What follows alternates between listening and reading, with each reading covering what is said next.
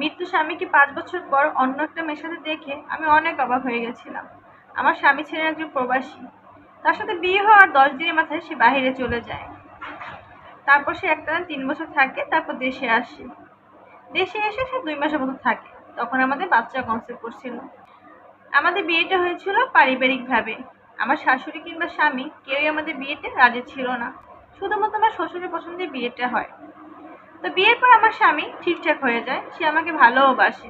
কিন্তু আমার শাশুড়ি কখনোই আমাকে ওভাবে দেখতে পারতো না। বাচ্চা কনসেপ্ট করছে শুনে আমার স্বামী প্রচন্ড খুশি হয়েছিল। তো সে আবার বাইরে চলে গেল।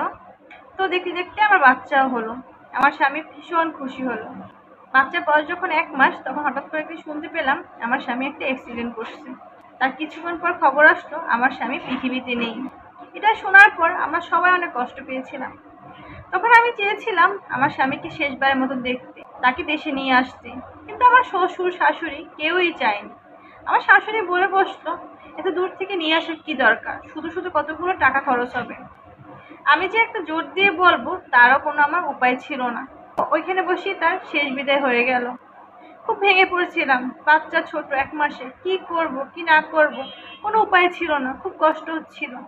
আমি চেয়েছিলাম বাকিটা জীবন আমার সন্তানকে নিয়ে শ্বশুর বাড়ি কাটিয়ে দিতে, কিন্তু আমার শাশুড়ি আমাকে থাকতে দিল না। আমার শাশুড়ি আমার বাবাকে ফোন দিয়ে আসতে বলে আমার বাবার সাথে আমাকে পাঠিয়ে দিল।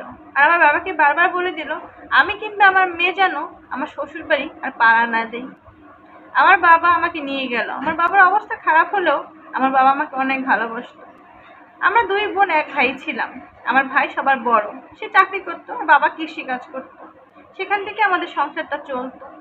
তখন আমি অনার্স 3rd ইয়ারে পড়ি। তো অনার্স কমপ্লিট করার পর আমার একটা চাকরি হয়ে গেল। এভাবে করে ৫টা বছর কেটে গেল। মেয়ে হঠাৎ করে একদিন আবদার করে বসলো, মা আমরা ঘুরতে যাব। তো আমরা ফ্যামিলি সবাই মিলে চিন্তা করলাম আমরা ঘুরতে যাব কক্সবাজার। তো তারপর আমরা কক্সবাজার চলে গেলাম। সেখানে গিয়েই আমি আমার হাজবেন্ডকে দেখতে পেলাম অন্য একটা মেয়ের সাথে। আমরা যে হোটেলে উঠেছি আমার হাজবেন্ড ঠিক সেই হোটেলে উঠেছে। তাকে দেখতে পেয়ে একদম থমকে গিয়েছিলাম। কি করব কি বলবো কিছুই বুঝে উঠতে পারছিলাম না। তারপর সাহস করে আমি তার সামনে গেলাম। সামনে গিয়ে জিজ্ঞেস করলাম কেমন আছো। সে আমাকে দেখতে পেয়ে থমকে উঠলো। সাথে আমার মেয়েও ছিল। আমার পরিবারের সবাই দূরে দাঁড়িয়ে ছিল, সাথে কোনো কথা বলতে চাইলো না। আমি বললাম কি হলো, কথা বলছো না কেন? তারপর সে আমাকে জিজ্ঞেস করলো তুমি কেমন আছো। আমি বললাম আমি দিব্যি ভালো আছি। এমন নাটকটা করার দরকারটা ছিল কি? কেন তুমি নিজেকে মৃত্যু বানিয়ে আমার কাছ থেকে দূরে গেলা? কি কারণে? কি দোষ ছিল আমার? তখন আমার স্বামী বললো সে নাকি আমাকে কখনো ভালোই বাসেনি। বিয়ের প্রথম থেকে চিন্তা করেছে সে আমাকে ডিভোর্স দিবে। আর যখন শুনেছে আমার বাচ্চা কনসেপ্ট করছে তখন সে আরো ভয় পেয়ে গেছে, কারণ বাচ্চা হলে তো আমার সঙ্গে তার থাকতেই হবে। ওই মেয়ের সাথে তার নাকি অনেকদিন আগে থেকেই সম্পর্ক ছিল। তার মা ভাই সবাই এটা জানতো, শুধু আমার শ্বশুর জানতো না। কিন্তু পরে সেও জেনেছে কিনা তা আমার জানা নেই। তাতে কি হয়েছে, আল্লাহর রহমতে আমি আমার মেয়েকে নিয়ে খুব ভালো আছি। ধন্যবাদ আপনাদেরকে এতক্ষণ ধরে কাহিনীটা শোনার জন্য। আসসালামু আলাইকুম, আল্লাহ হাফেজ।